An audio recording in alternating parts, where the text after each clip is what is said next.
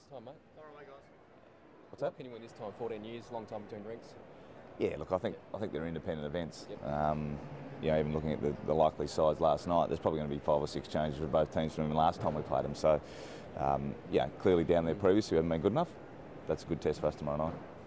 We've just seen John O'Beach arrive. Is he going to play tomorrow night or just going across as an emergency? Oh, he'll travel with us and we'll finalise our side later today. Are you taking 23 or 24 over? I will take 23 across. Okay. What sort of team that you'd change after last week unless things haven't come up during the week? Yeah, no, look, we were obviously the last 2 weeks we've had some solid performances, and especially last week was a good return to form. So I don't envisage a lot of changes. How close is Jono to a debut? I think he had 30 disposals in the SANFL last week and had some pretty good form at the start of the season as well. Yeah, look, he's getting closer and closer, and it's credit to him. He's worked really hard, and his form in the SANFL's been really strong, along with a number of other guys. That's the good position we're finding ourselves in now. With Cole Cheney's come back and playing some good footy. Tom Duday's keeps on improving, which is great. And Harrison Wiggins, Scott Thompson are performing really well. So, that keeps everyone on their toes and keeps pressure for spots, which is what we're after. Are any of those last 4 boys you mentioned, are they travelling across as well, or not going across this time? No, we won't travel any of those guys. Okay. Don, how good a scalp over the Cats be for your side? Oh, look, it's another great game for us. I mean, last week was a test in itself against Fremantle, who were in really good form, and Geelong's no different. I mean, they're sitting where they sit on the ladder because they played some great footy, and they got some quality players, and their last two wins at home against Bulldogs and Port have shown that they're a very good side, so good test. You excited to see Sloane v Dangerfield? It's probably been spoken about throughout the week, but is that an exciting matchup to watch? I think when you get a chance to watch the best players in the game play, whether they're matched up on each other or not, or on, at least on the same field, it's always good. Well, it's good for the spectators, it's not always good for the coaches though, is it, Don? No, well, look, we go in and we plan and prepare according to the opposition we're facing, and so we've got some plans in place, and it'll be about executing those.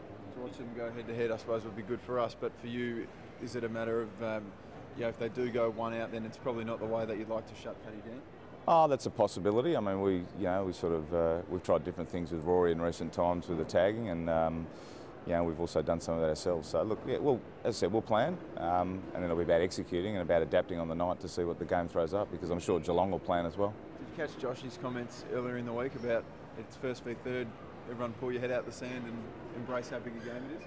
Oh, I think that's to be expected. I mean, when you have these sorts of games on a Friday night, it becomes a great challenge and a great test, and I look at it as an opportunity. I mean, that's what we play the game. We play the game to test ourselves against the best teams, and last week we were able to do that well against Fremantle, and we get another chance Friday night.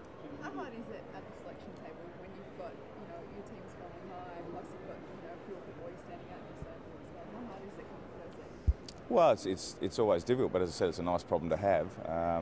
The beauty is if we get those guys continuing to perform, that we know that if we need to bring guys in, they're more than capable and they're in good form. And I keep saying to the guys in the SANFL, keep your consistency up, keep your form up, and when the opportunity presents, or when your form warrants it, you'll push your way in.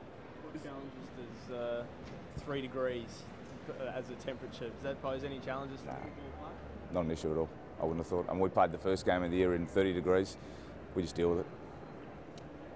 The dimensions of Simmons Stadium, is that a pretty unique sort of thing? Like, how do you go about, sort of playing there? And there's been a lot of talk about, teams kicking down the full, coming out of defence. Yep. Have you worked on that training this week? Or? Oh, look, it'll be something we'll discuss. I mean, the ground itself is somewhat unique, as all grounds are, but, again, we need to be able to adapt, and our style will be able to adapt to that. So some things we learnt from down there last year, and so we'll try and apply those better come Friday night. How difficult is it though when the Cats, suffocate the opposition when they're coming out of their back half, and obviously you're trying to go to the corridor, and they cut off teams really well?